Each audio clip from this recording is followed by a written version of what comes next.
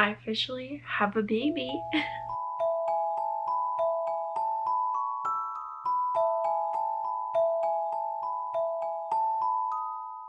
Hi guys, welcome back to my channel, and if you're new here, my name is Hannah Renee.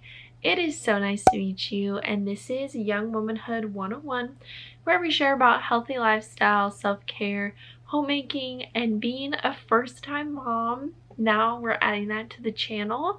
First, I'm going to tell you my birth story, and then she's going to wake up from her nap. So I'll introduce her, and then we'll talk about the first month. That part I may film tomorrow. It depends on how the rest of this day goes with her naps, but we'll see.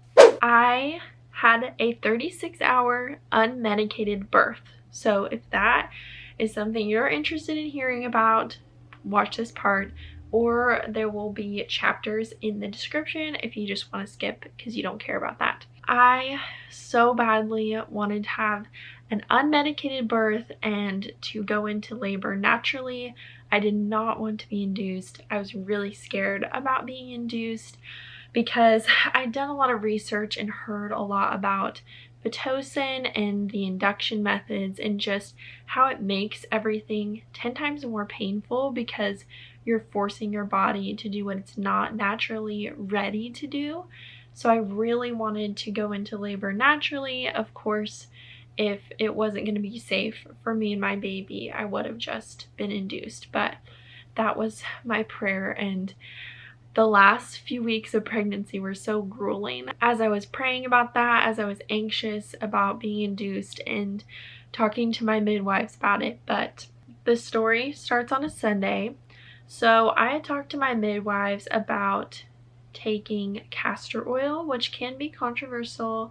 Some people think that it is dangerous, but I made sure to talk to my midwives first before taking it, and they said, we don't recommend it, but if you want to, then it's not going to be harmful to you.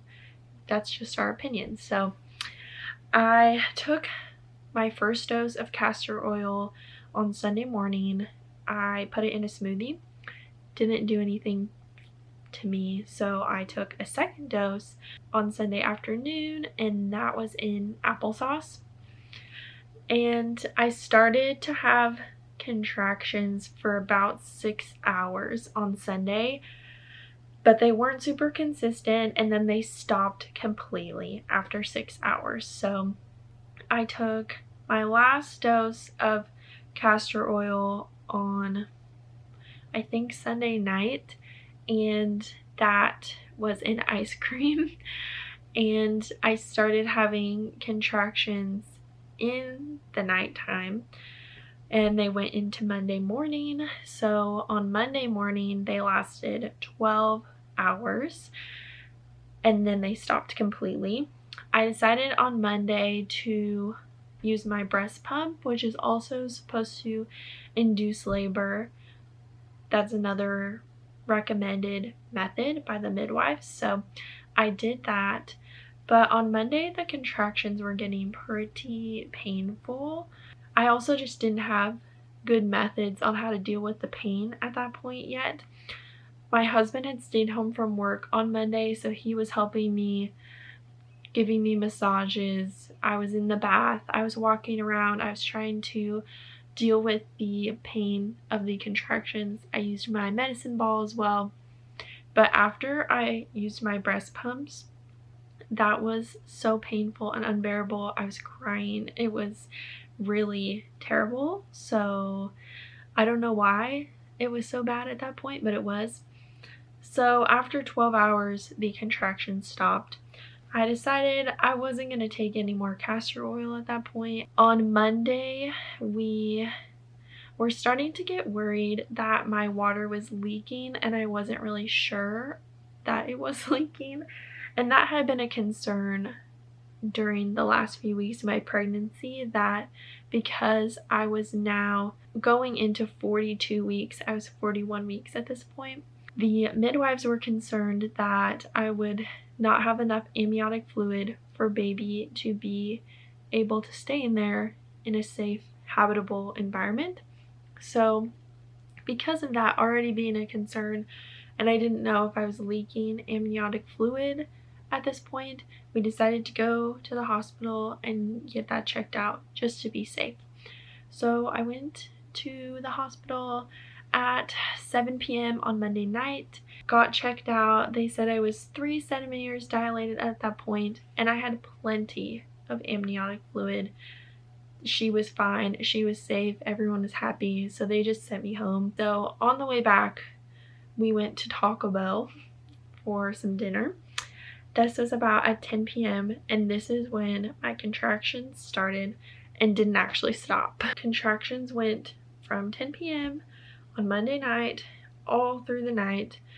I pretty much dealt with them by myself. I didn't want to wake up my husband because they weren't close enough to go to the hospital or anything like that.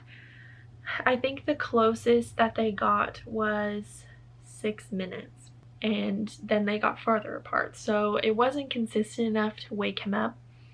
But I pretty much didn't sleep Monday night. On to Tuesday, I was consistently having contractions, but the farthest that they got apart on Tuesday was maybe 30 minutes. So we would have like 30 minutes and then 15 and then 10 and then 6 and then we go back to 30. So it's like all over the place. I hung out with my husband. We again were doing things to be normal. So we were walking, taking baths, eating. I had my brothers come over. They played a board game with me. So we were kind of doing all of the normal things. But towards the evening, they were starting to get pretty consistent. My mom came over at 6 p.m. on Tuesday and just kind of helped me with my pain management techniques for contractions. So what I was focusing on was the Bradley method. If you don't know what that is, it's a natural labor technique and it's complete relaxation of your body. So you kind of want to mentally think about the contraction washing over you like a wave. Very much a mind over matter thing.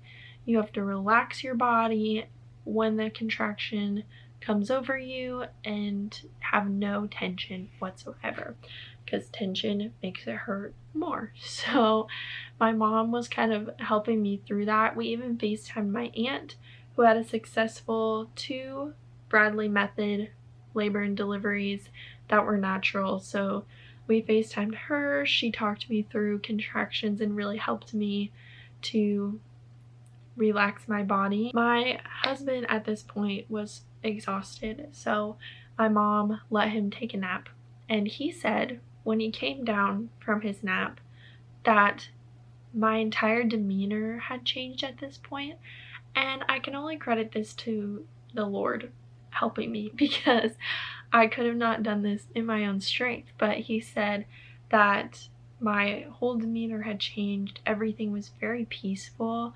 I was very at peace and very relaxed. I was really doing a good job of the Bradley method, and he was just amazed at how the whole atmosphere had changed at that point. At 10 p.m.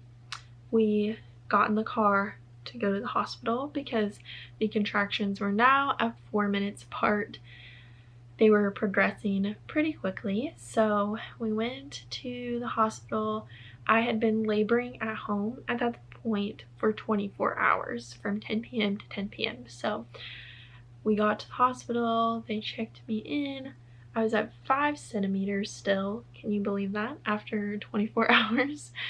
They said that I could stay, even though their rule was 6 centimeters to check people in, but they let me come because I'd been laboring for so long already. Also, I forgot to mention, I threw up once at home, and then I threw up in the triage area. I was just feeling really nauseous and sick. So I didn't have a lot of food in my stomach when I got to the hospital because I had thrown it all up. And they started monitoring me and the baby, and they were concerned because her heart rate was decreasing when I was having contractions. So they were throwing around that I may have to have a C-section, but they were going to try some other things before they resulted to that, because they just didn't like that her heart rate was going down. So they ended up giving me apple juice. I had brought myself applesauce and honey sticks, so I had all three of those things just to get some nourishment in my body again. And once I did that, her heart rate ended up being fine. So both me and baby girl were dehydrated, but I'm glad that they let me consume something, because normally when you're in labor they don't let you consume or eat anything, but I'm really glad that they did that. They had me on the bed, and I was on the bed for a little bit. I went on the medicine ball for a little bit. It just was really painful to move, that I didn't want to do a lot of movement. I just wanted to sit in one spot and not move. I was begging them to let me sit in the bathtub or the shower, but because of the heart rate issue, they didn't want me to go in the bathtub. They finally let me go in the shower. I don't know how long it had been at this point, because my memory is very blurry, but they let me go in the shower, and it was like I got a second wind. Like, I felt revitalized in the shower. It just felt amazing to be in there. So my husband got in there with me. They had a chair. I sat in the shower, let the hot water just drip over me. He was in his swimsuit, and it was so nice. At this point, they were talking to me about breaking my water, because it had been so long and my water had not broken yet. So I was really tossing that idea around. After the shower, I mean, I don't know how much time has passed at this point, but I ended up deciding to let them break my water, because I was only 7 centimeters dilated, I think, at this point. They did that, which was not painful. I hardly even felt it. I was a bit worried that it would be painful. Oh, also, I forgot to mention, when I first got in there, because of my nausea, they gave me nausea medication, and it didn't even work. So I did have that, but that was not even helpful. Spoiler alert, I ended up laboring in the hospital for 12 more hours. So I think at about 8 centimeters to 9.5 centimeters is when things got really intense. Of course, that's the transition, and I started saying, how much longer do I have to do this? I don't know if I can do this anymore. My mom was laughing because I said, I changed my mind, I don't want to do this. At that point, I asked for nitrous oxide gas, which is like laughing gas. It really doesn't do anything to you. It's more of a placebo effect than anything.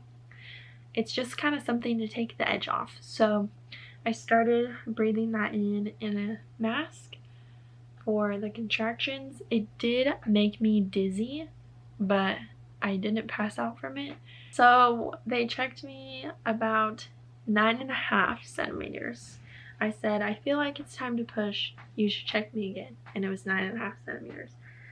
And they said, that last half centimeter is not a big deal. We're just gonna go ahead and do it. And I was like, thank God. Started the pushing process. That ended up taking 20 minutes. Definitely the most painful thing of this whole experience was the pushing part. It hurt so badly. I'm not gonna lie to you. And my mom kind of whispered to me at that point, like, you're at the end, just get angry, get mad, get this baby out at that point. And that was motivation enough to me to do that. So she came 20 minutes later. She was 6 pounds 9 ounces. She measured 19 inches and 3/4, and she was perfectly healthy. No issues with her whatsoever. She was amazing. So we had delayed cord clamping, which means you wait till the cord turns white to clamp it. So she just hung out on my chest for a while. They waited for that. After that, they delivered the placenta and all that, you know how that goes. And then they had to start the stitches because I had 3 tears. So one of them was a 2nd-degree tear, the others were 2 minor tears, and that right underneath the pain of pushing was also so painful. So I used the nitrous oxide again at that point because of how badly that was. And that definitely kind of took away from me enjoying her sitting on my chest because I was so focused on that. But then they took us to the recovery room a few hours after that. She was born on Wednesday morning, by the way. And the main concern that they had for me is I had a hemorrhage because I lost a liter of blood. So they were concerned about that. And when I stood up, I would get very dizzy. I would black out a little bit or see stars. So I pretty much was bedridden in the hospital. They ended up releasing both me and baby girl the next day. So we only stayed in the hospital for 24 hours. Before I left though, because of the concern about the hemorrhage, they prescribed me iron pills and they gave me an iron IV to help boost that up because I was so depleted. Some tools if you're gonna have an unmedicated birth that I would recommend is water. Absolutely, I told you, revitalized me, so get in some water. I had a fan that I used, the medicine ball, I had worship music playing, I had essential oils that I could smell. And I also would say the biggest thing that is super important for an unmedicated birth is having the right supportive people that are totally behind your desires and wishes, that can walk you through contractions and support you and all that, because that's what my husband and mom did literally the entire time. They were just as tired as I was afterwards because every contraction they were there. They were talking me through it, they were massaging me, they were rubbing my hands and all that stuff. So that's really important. Also, I was so out of it from being sleep deprived, from being in labor that long, that I couldn't really answer questions from the nurses. I couldn't even comprehend things that they were telling me. So it was great to have support people that knew what my desires were and they could communicate those on my behalf. So highly recommend that. But that's my birth story and I am here to tell you it was worth it. So now that we've talked for a while, let's go introduce baby girl. Meet Miss Chloe Renee. Yes, she is, how big are you? You are 8 pounds now. So we are growing. We're growing out of lots of clothes, yeah. We're chugging bottles like nobody's business. And we're learning how to sleep during the day. We're actually pretty good at sleeping at night. We sleep 4 to 5 hours at a time, but the daytime has been a little bit tough. Isn't she the cutest thing in the whole world? The cutest thing in the whole world? Yes. She just chugged a bottle, so we are digesting it all and probably need to change a diaper. But I'm glad you got to meet her. She's so precious. We're friends now. Oh, we're getting unhappy. We're friends. We hang out. We hang out all the time. Yep, she likes to take naps on me. She likes staring at the fan. She likes the car. She likes our contrast black and white books. She likes having little chats. Seems like we're getting fussy, so the introduction probably needs to wrap up, but that's Miss Chloe girl. I just woke up from a nap, so if it looks like it, ignore that. I wanted to finish off this video by talking about the first month of having Chloe, and it's been a whirlwind. Lots of ups and downs, I will say. The first week was hard because I was basically bedridden from still having that hemorrhage and just feeling very dizzy. I felt very sore from the stitches and everything, so I did not leave my bed very much for the first week. I pretty much stayed in my room, and my mom helped around the house.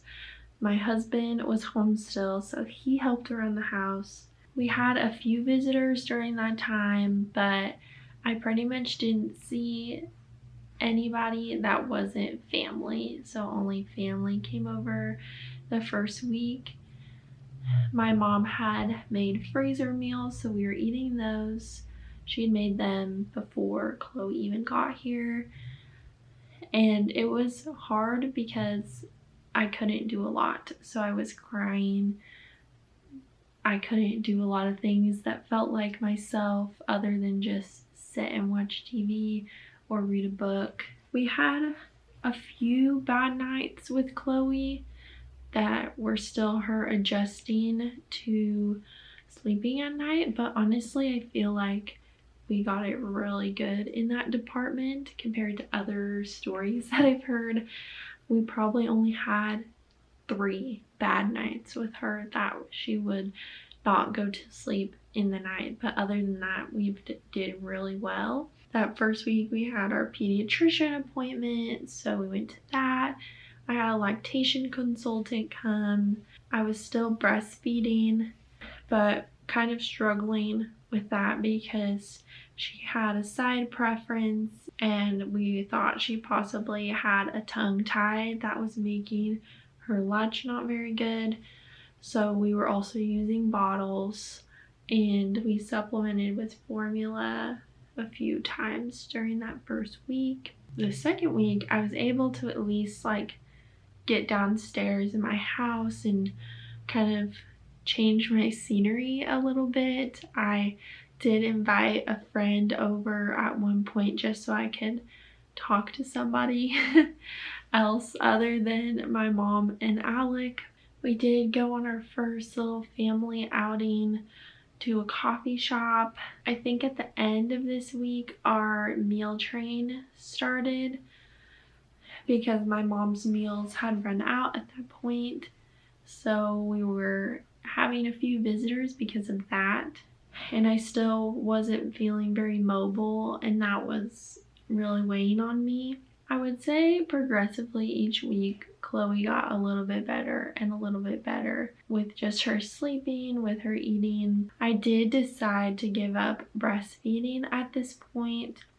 I kind of had a hard time giving it up because I felt like I was being lame or weak for not trying harder to breastfeed for longer.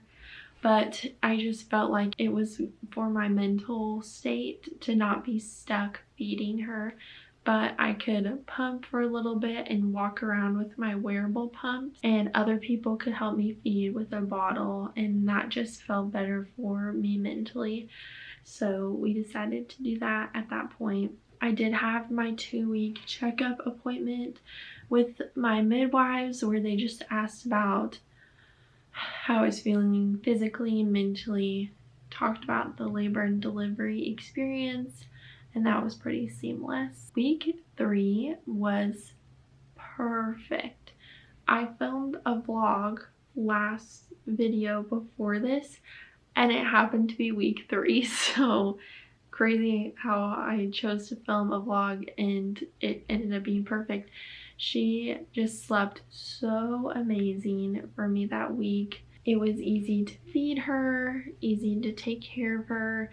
I didn't have too bad of a time. Week 2 is when my husband went back to work, so I lost his help and that made it harder, but my mom was still there the whole time. And then week 3, I told her she could start weaning me off of having help and I could start taking care of Chloe by myself. So it worked out really well that I was blessed with an easy week when I was starting to take care of her by myself.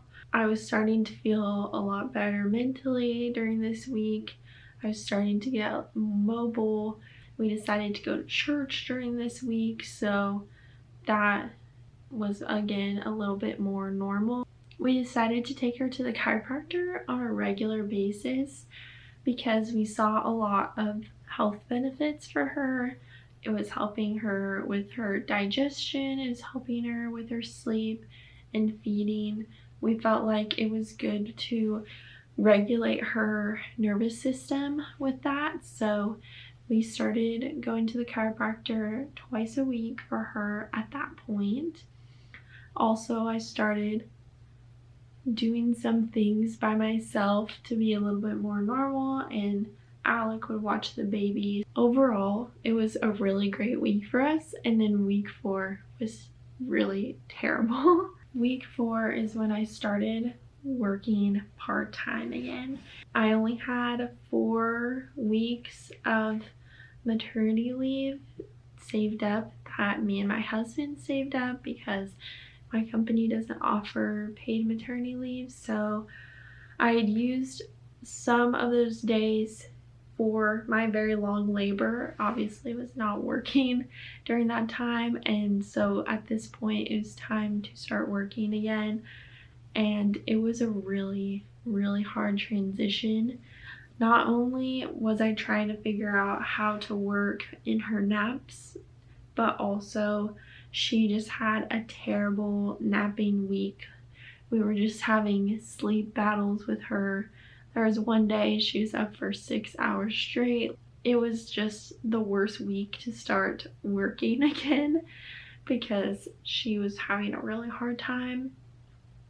And as the week progressed, my mental state was going downhill rapidly. We had a birthday party on Friday, and I was just crying before the party. I just didn't want to go. I just thought she's gonna be awake and screaming the whole time. I don't want to do that in front of all of our friends and have to deal with that. I was just really not doing well mentally.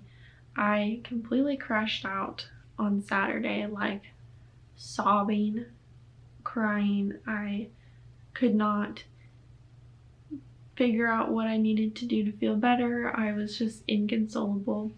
So my mom just came over and took Chloe for the whole day and said, do whatever you want today, whatever you want. So my husband and I had a date day, and it revitalized me. I felt so much better just to have the day away from her and to not deal with sleep battles and to not have a schedule, to not be working, to not have to have any responsibilities. It really helped me a lot that I was filled up so that on Sunday, when she also had a hard day sleeping, I was able to deal with it because I'd been filled up the day before. Truthfully, this whole month has had so many ups and downs, as you can tell, but everyone just keeps saying this part is the hardest, it gets easier from here. I'm sure it does, but we are just navigating through it all.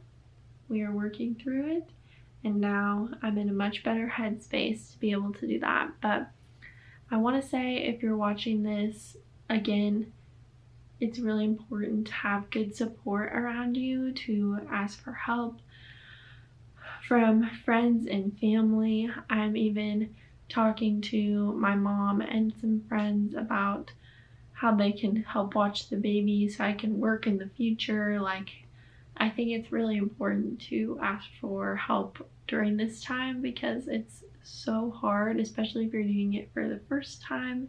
I'm really grateful for my support system, and also I'm really grateful for my husband, who gave me the space to feel all of the feelings, and he didn't make me feel bad for it. Even on the day that I crashed out and I said, I just don't want to be near her, he didn't make me feel bad about that at all and was like, this is completely normal. Hanging out with someone 24 hours a day for a month is really hard. So he said it's normal to need some space, and you're not a bad mom for needing that. All of it was really helpful, really healing, and made this experience easier. So that's my encouragement. It's going to get easier. Have some good support people around you, ask for help, and have space for your feelings and grace for yourself during this recovery. But I hope that you enjoyed watching this video and learned a lot about labor, delivery, and postpartum from my experience. Thank you so much for watching, and if you enjoyed it, make sure to give it a thumbs up, subscribe to this channel, and let me know of any other video ideas you'd like to see from me, because I love to do this for you. And I'll see you whenever I see you next. Bye guys!